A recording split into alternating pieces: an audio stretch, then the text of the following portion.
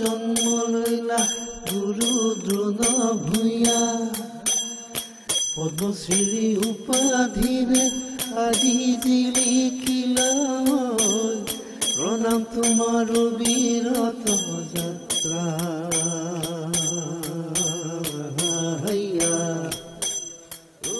সময় গতিশীল তুমি সময়ৰ লগত খোজ মিলাই আগবঢ়াটো জীৱনৰ তাগিদা এই সময়ৰ লগতে সমানে তীব্ৰতৰ হৈ উঠিবলৈ মানুহে গাড়ী মটৰ তথা বিভিন্ন আধুনিক প্ৰযুক্তিৰ সহায় লৈছে কিন্তু এজন ব্যক্তি যিয়ে কেৱল চাইকেল এখনেৰে সময়ৰ লগত আগবাঢ়ি গৈছে তেখেত হ'ল অসম গৌৰৱ তথা পদ্মশ্ৰী সন্মানেৰে বিভূষিত গুৰু দ্ৰোণ ভূঞা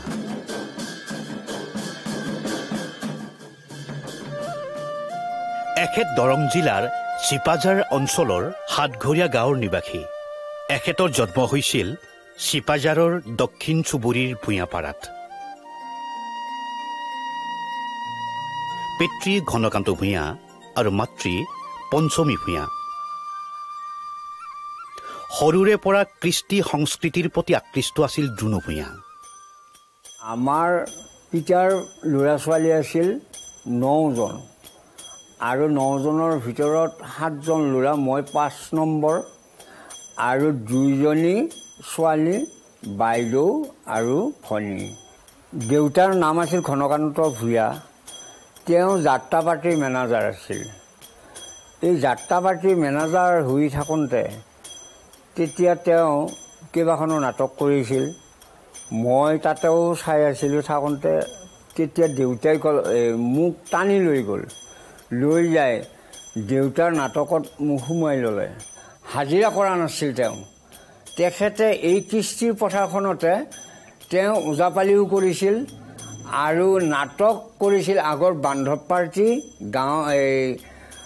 গাঁও জীয়ৰী নাটক লালাখাৰ বুলি চন্দ্ৰশংখ এই নাটক কৰিছিল তাৰ লগত মই ৰোল কৰিছিলোঁ আৰু তাৰ পৰা আৰু ইতিবিতি হাল খেতি কৰিছিল মহৰ হাল বাইছিল দেউতাই আৰু গৰু আছিল গৰু হাল বাইছিল বাই এনেকৈ আমি বিশেষকৈ মই পিতাই খুব ভাল পাইছিল এই হালৰ পাছত মই ফুৰোঁ দেউতাই এটা প্ৰশ্ন কৰিলে দ্ৰোণ তোৰ এইটো এই নাটক বা চুকুৰি বৰ সুন্দৰ হৈছে কিন্তু তই ওজাপালি হবি নেকি তেতিয়া মই একাষৰতে ক'লোঁ মই ওজাপালি হ'ম এইবুলি কোৱাৰ লগে লগে পিতা বৰ চখিয়াল আছিল এই ওজাপালি দি দিলে দি দিয়াতে গুৰুসকলক যেতিয়া গতাই দিলে সমজাই দিলে তেওঁলোকে মোক শিকালে এনেকৈ কৰি গৈ থাকোঁতে মোৰ মনটো বহুত বহল হৈ গ'ল যাওঁতে ওজাপালিটো বেছি মোৰ মানে হেৰি হ'ল আকৰ্ষিত হ'ল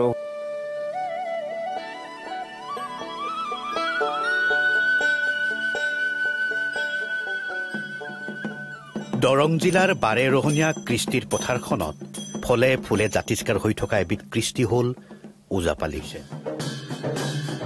এই পৰিবেশ্য কলাবিধৰ প্ৰধান শাখা দুটা এটা হ'ল বিয়াহৰ ওজাপালি বা বিয়াখৰ ওজাপালি ই ৰাগাশ্ৰয়ী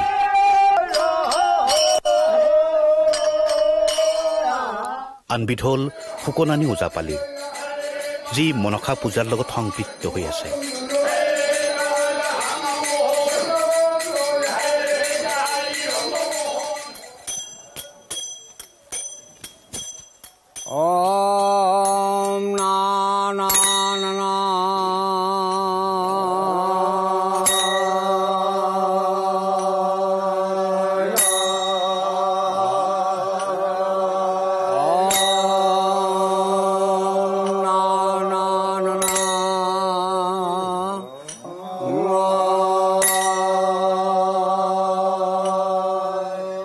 এই শুকনানী ওজাপালিৰ ওজা হিচাপে আত্মপ্ৰকাশ কৰা জুনু ভূঞাদেৱে জয়ঢোলৰ বাদনৰ ক্ষেত্ৰখনতো শ্ৰেষ্ঠত্ব লাভ কৰিবলৈ সক্ষম হয়।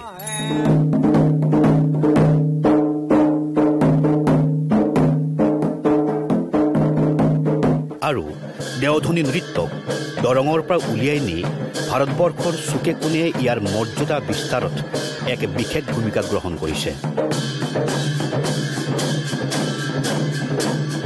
জয়ঢোল বাদনৰ ক্ষেত্ৰত তেখেতৰ আদিগুৰু সংগীত নাটক একাডেমী পুৰস্কাৰ প্ৰাপ্ত শ্ৰীযুত ললিত চন্দ্ৰ ওজাদেৱক শ্ৰদ্ধাৰে সোঁৱৰে, লগতে সেই অঞ্চলৰ আন আন গুৰুসকলকো।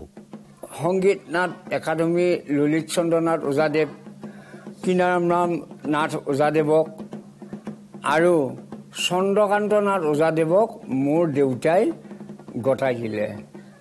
দিয়াত তেতিয়া মই ওজাপালি ৰিহাৰ্চল কৰোঁতে মানে এইটো দেখালি সেইটো পাৰোঁৱে, সেইটো দেখালি সেইটো পাৰোঁৱে, এনেকৈ মানে ওজাপালিটো সম্পূৰ্ণ কৰিলোঁ।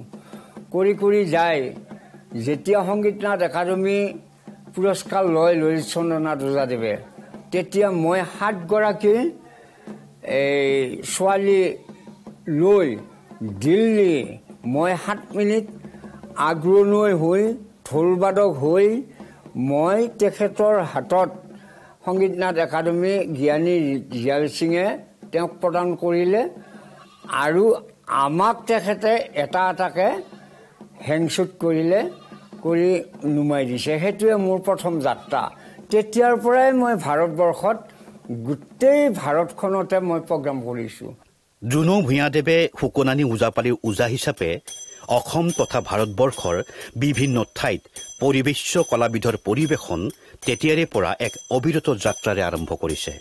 2009 চনত ভাৰত চৰকাৰৰ সাংস্কৃতিক মন্ত্ৰালয়ৰ ইষ্টাৰ্ণ জোনেল কালচাৰেল চেণ্টাৰৰ তৰফৰ পৰা গুৰু শিষ্য পৰম্পৰা আঁচনিৰ শীৰ্ষক গুৰু উপাধি জুনু ভূঞাদেৱক প্ৰদান কৰা হয়।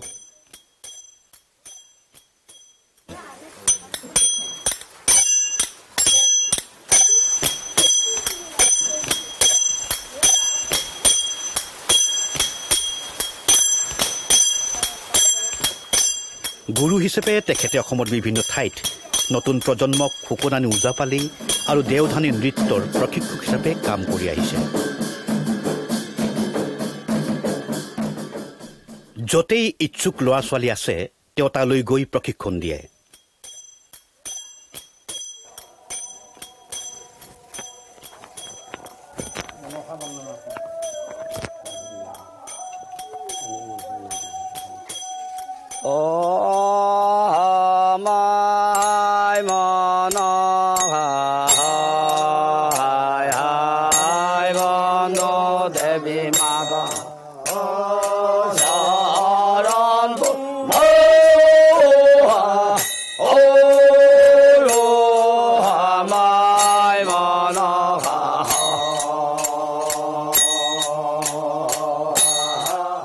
নিজ জিলাৰ দৰঙৰ ভিতৰত তেওঁ চাইকেল চলাই যায়। এখন শিৱবাধাৰ অঞ্চল বুলি নহয়, অসমৰ এটা ৰত্ন তেওঁ। আৰু এটা জাতি বা সমাজৰ পৰিচয় হ'ল সাহিত্য সংস্কৃতি। সেই সংস্কৃতিৰ ক্ষেত্ৰত তেওঁ যিটো খোজ দিছে, বিশেষকৈ দৰঙৰ যিটো আপুৰুগীয়া সম্পদ ওজাপালি অনুষ্ঠান, ইয়াৰ জৰিয়তে অকল অসমতে বুলিয়ে নহয়, গোটেই ভাৰতৰ এনে এখন প্ৰসিদ্ধ নগৰ নাই য'ত তেওঁ তাত যোৱা নাই। তাত যথেষ্ট অসমৰ সুনাম অৰ্জন কৰিছে তেওঁ। বিশেষকৈ এটা লেখক ল'বলগীয়া কথা, উৰিষ্যাত এমাহ সময় ভাৰত চৰকাৰৰ জৰিয়তে তেওঁ তাত ওজাপালি প্ৰশিক্ষণ দিছে। এইটোৱে বৰ ডাঙৰ কথা। ভাৰত চৰকাৰৰ সাংস্কৃতিক মন্ত্ৰালয়ৰ জৰিয়তে তেওঁ ভাৰতৰ বিভিন্ন ঠাইতে আমন্ত্ৰিত হৈ যিটো গৌৰৱ অসমৰ কাৰণে আনিছে, এয়া অসমীয়া সমাজৰ কাৰণে এটা ডাঙৰ গৌৰৱ। অকল আমিয়ে শিৱবাধাৰ বা দৰংবাসীয়ে নহয়, গোটেই অসমবাসীয়ে ইয়াৰ কাৰণে আমি গৌৰৱান্বিত। আৰু সেইকাৰণে অসম চৰকাৰে তেওঁক অসম গৌৰৱ তেওঁ প্ৰকৃত সন্মান দিছে। আনকি অকল অসমৰ তেওঁ এজন ব্যক্তি হৈ থকা নাই, তেওঁ ভাৰতৰো এজন লেখতলগীয় ব্যক্তি হিচাপে তেওঁ পদ্মশ্ৰী উপাধি পাইছে। তেওঁ নিজেই এটা সংস্কৃতিৰ ভঁৰাল।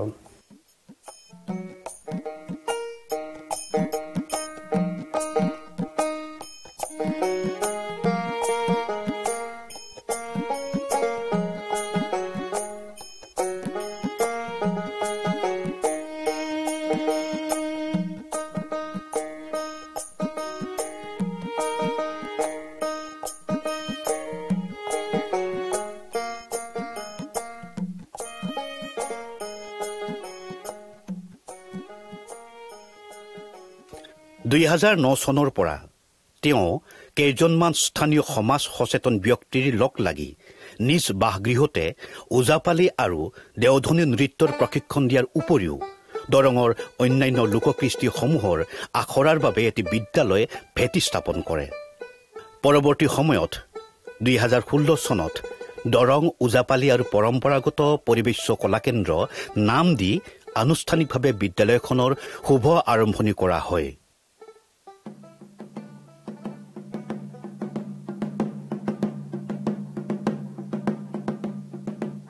এতিয়া জুনু ভূঞাদেৱে এই বিদ্যালয়খনকে উপাসনা তথা লোককৃষ্টিৰ সাধনা গৃহ হিচাপে মানি চলে।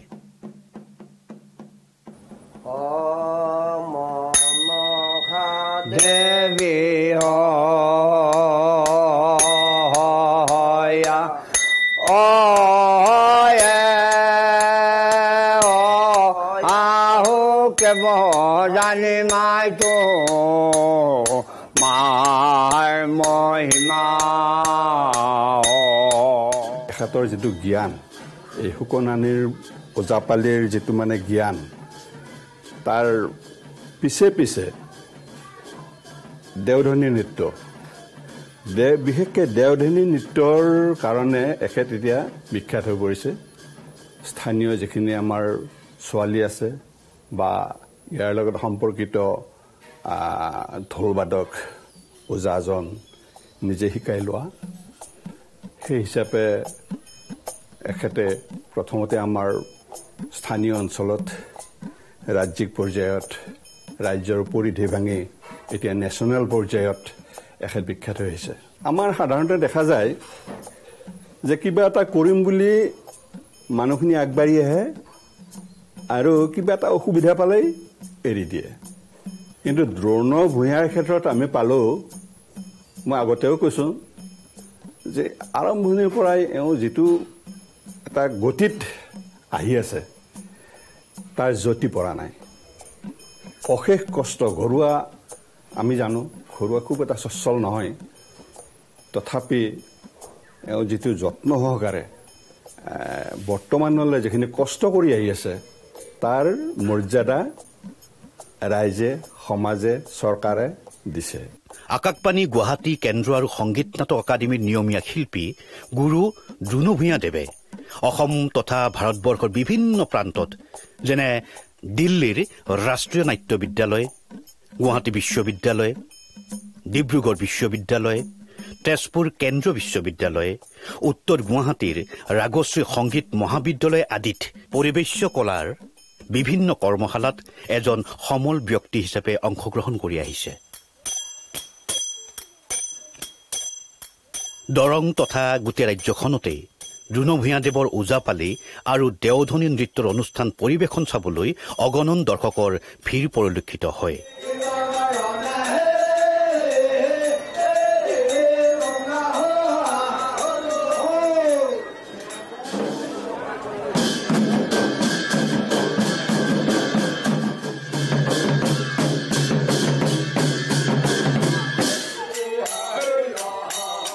তেখেতৰ লোককৃষ্টিৰ প্ৰতি থকা আকৰ্ষণ আৰু নৱপ্ৰজন্মৰ মাজত এই কলাবিধৰ প্ৰসাৰক জীৱনৰ ব্ৰত হিচাপে লৈ এখোজ এখোজকৈ আগবাঢ়ি গৈ আছে।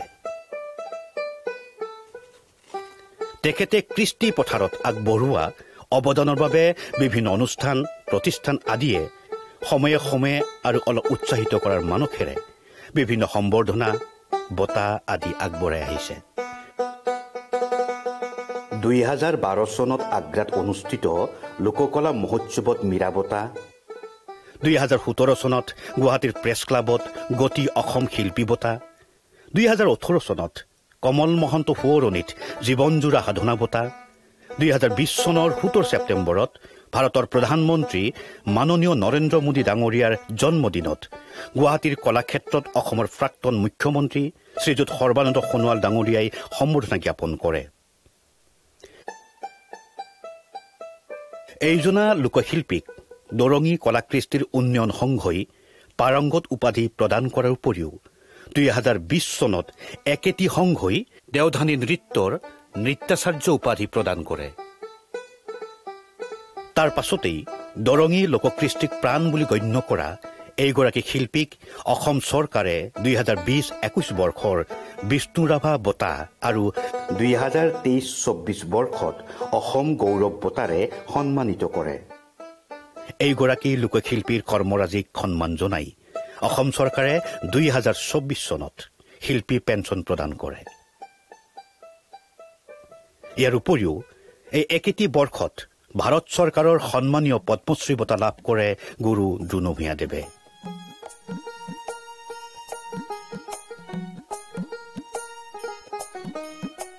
ইমান সন্মান আজুৰি আনিবলৈ সক্ষম হোৱা গুৰু দ্ৰোণ ভূঞাৰ জীৱনশৈলী আগৰ দৰেই চাইকেলৰ পিঠিত অতিবাহিত হৈছে।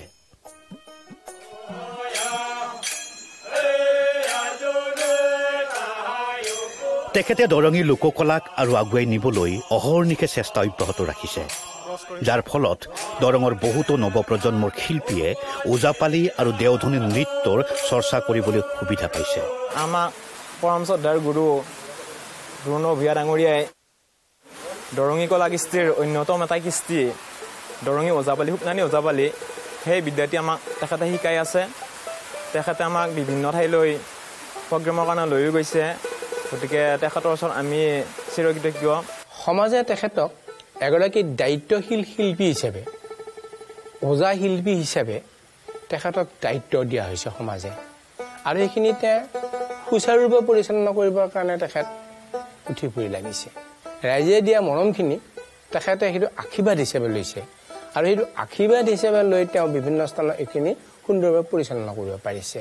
ৰাইজৰ সহযোগিতা আৰু এই সহযোগিতা তেখেতে আশীৰ্বাদ হৈছে, মূৰ পাতি লৈছে, আৰু দুটা বস্তুৱে এটা সম্পৃক্ত হৈছে, আৰু দুটা বস্তু সম্পৃক্ত হৈ সমাজখনৰ উন্নয়নৰ ক্ষেত্ৰত তেখেতৰ অৰিহণা যথেষ্টখিনি আছে।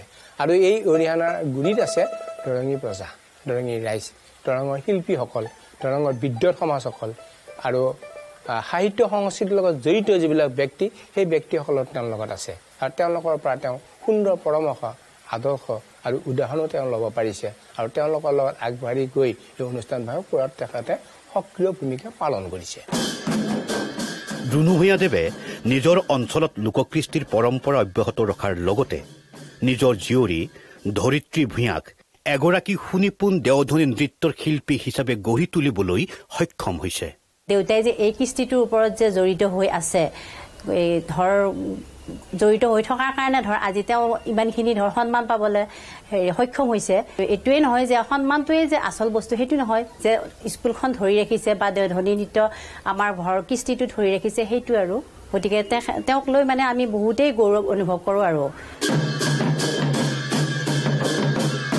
পুত্ৰ মৃদুল ভূঞাকো এজন জয়ঢোল বাদক হিচাপে গঢ়ি তুলিছে। এই কৃষ্টিটো ময়ো বৰ বিশেষকৈ যদিও শিকিবলৈ হোৱা নাই, কিন্তু মই শিকিছোঁ, দেউতাই শিকাই আছে অলপ। ক'ৰবাত প্ৰগ্ৰেমবিলাক আহিলে ময়ো যাওঁ দেউতাৰ লগতে, তেনেকৈ শিকি আছোঁ। ঢোল বজাওঁ বা তেনেকৈ ওজাপালিৰ পদ অলপ তেনেকুৱাকৈ গাওঁ। মই ভাৰত চৰকাৰ, অসম চৰকাৰৰ সকলোকে মই ধন্যবাদ জনাইছোঁ যে ইমান এটা মৰ্যাদা দিবলৈ সক্ষম হৈছে।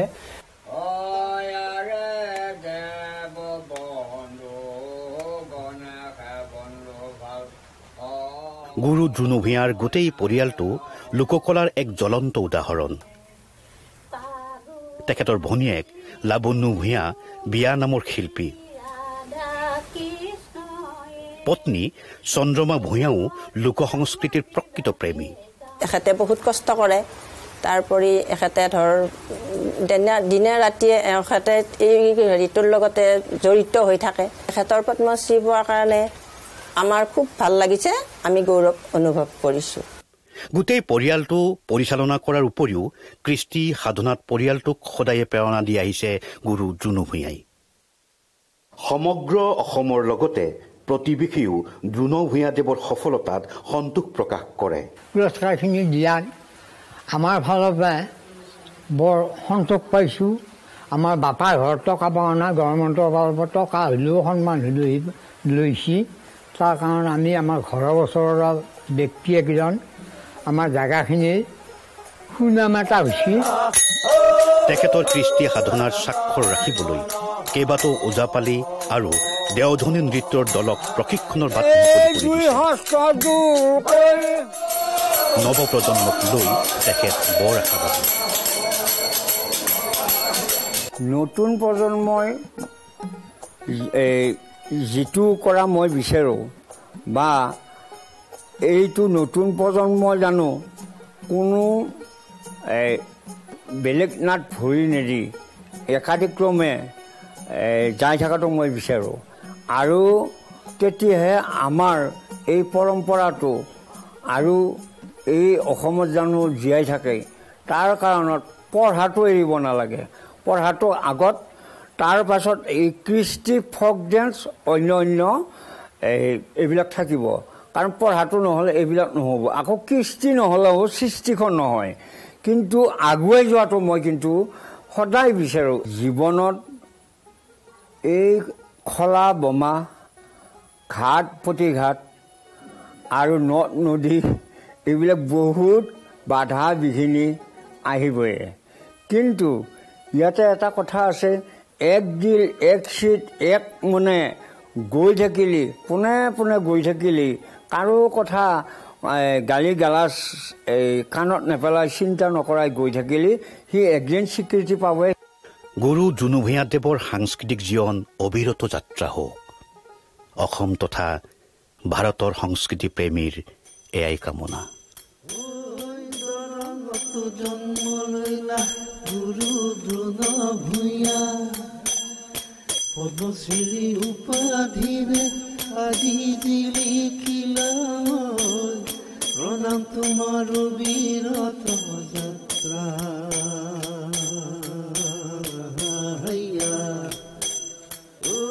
কৃষ্টি পথাৰত তুমি প্ৰতিভা বিলালা, এই প্ৰতিভাৰে আজি অসম জিলিকালা, প্ৰণাম তোমাকে গুৰু।